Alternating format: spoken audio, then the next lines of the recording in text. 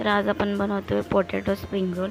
तर ते तयार करण्यासाठी आपण पहिला घेतोय मैदा घेतल्यानंतर त्यात थोडंसं गव्हाचं पीठ घेतलेलं आहे मी। गव्हाचं पीठ टाकल्यानंतर व्यवस्थित मिक्स करून घेते। चांगले असे दोन्ही पीठ मिक्स झाले पाहिजेत। मग मीठ टाकून घेतलं चवीनुसार आणि मग आपल्याला इथे तूप टाकायचं आहे, कारण की जास्त असं ऑइली व्हायला नकोत म्हणून आपण इथे तूप टाकतोय। आणि व्यवस्थित मिक्स करून घेतल्यानंतर आपल्याला चांगलं पाणी टाकून मिक्स करून घ्यायचं आहे। जास्त पण आपल्याला घट्ट डो नाही करायचं आहे, थोडा मीडियम आपल्याला मळून घ्यायचं आहे व्यवस्थित। जास्त सॉफ्ट पण नाही, जास्त हार्ड पण नाही, कारण की आपल्याला त्याला थोडं रेस्ट द्यायचं आहे म्हणून आपण जास्त सॉफ्ट पण नाही करायचा।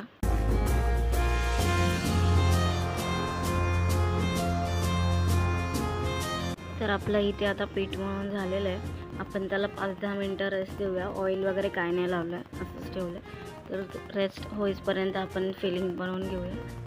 सगळ्यात आधी बॉईल पोटॅटो घेते मी किसून घेते त्यांना, कारण की जास्त असे मॅश करून घेतलं की ते ओलसर होतात, म्हणून असं किसून घेते। मग त्याच्यामध्ये आपण टाकणार आहोत कढीपत्ता, हिरवी मिरची, थोडा कोथिंबीर आणि कांदा बारीक चिरून घेतलेला आहे। आपण इथे मसाले टाकतोय, हळद, गरम मसाला थोडाच टाकला, लाल मिरची पावडर आणि चवीनुसार मीठ टाकून घेतलेलं आहे। आता आपण व्यवस्थित मिक्स करून घेऊया फिलिंग।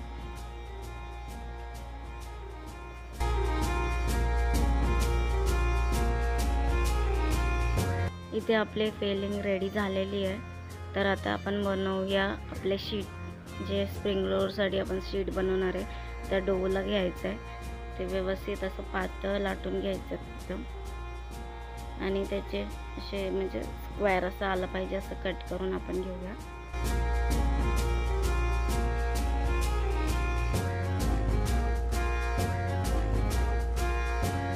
असं स्क्वेअर कट करून घेतलेलं आहे।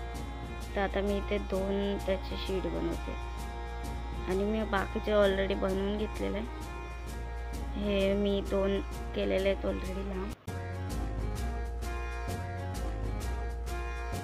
हे बाकीचे रेडी झालेले शीट्स आहेत। तर आता आपण इथे स्प्रिंग रोल तयार करतो। फिलिंग लागून त्याला रोल करून घ्यायचं आहे। कॉर्नफ्लॉरची स्लरी लावून त्याला दोन्ही साईडून सुद्धा कॉर्नफ्लॉरची स्लरी लावून त्याला डीप फ्राय करून घ्यायचं आहे। आणि मग रेडी आपले veg potato spring roll. Recipe आवडली असेल तर like, share, subscribe. Thank you for watching.